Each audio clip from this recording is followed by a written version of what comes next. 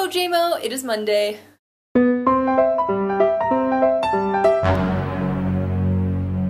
Thank you again for agreeing to do this one video per week for each of us so that I can have time to deal with all my busy life stuff. I am so looking forward to seeing more videos on your personal channel though. I wish that I could say that I would be providing the same, but I cannot. You know, I'm really trying hard not to overcommit myself this year. I hope your January is going well. My students are actually back today. Actually tomorrow, I'm filming this on Sunday. Movie magic! But they weren't back last week, but I was back at work last week and it was really, really weird to be going to campus without all of the students there. It was just me and a few of my other full-time co-workers. I had regular 8 to 4 hours, which I never have and I'm not used to, and I was just thinking of like how much time I was gonna have in the evenings to do things and it was gonna be wonderful. I actually was just extremely restless the whole time.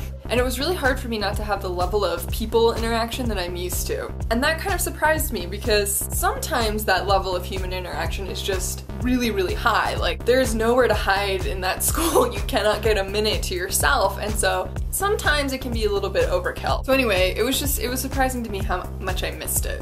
What was also surprising to me was how tired I felt at the end of the day. You know, I always thought that the reason I was tired when I got home from work was because I'm up all the time, I'm in front of the classroom with my gestures and my energy, and it's not the same kind of like physical labor as like construction work or something like that, but there's a lot of movement, as shown.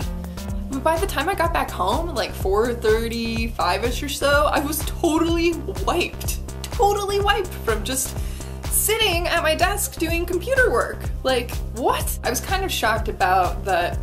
Only mental work without any of the physical moving around and aboutness and none of the people interaction could make me that tired.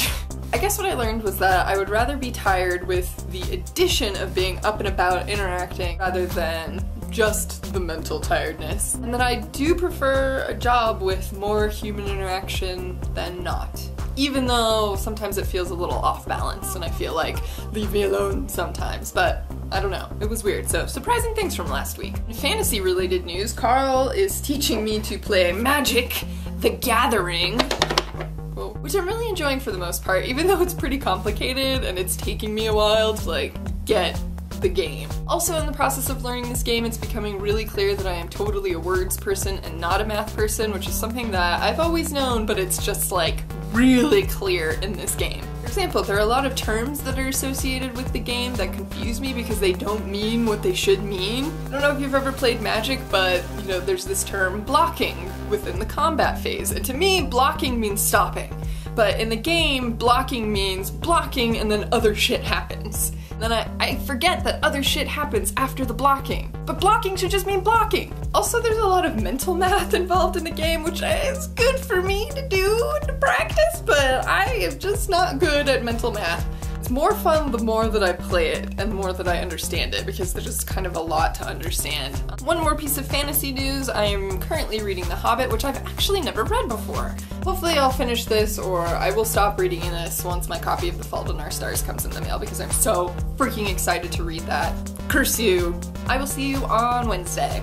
Baneslayer Angel!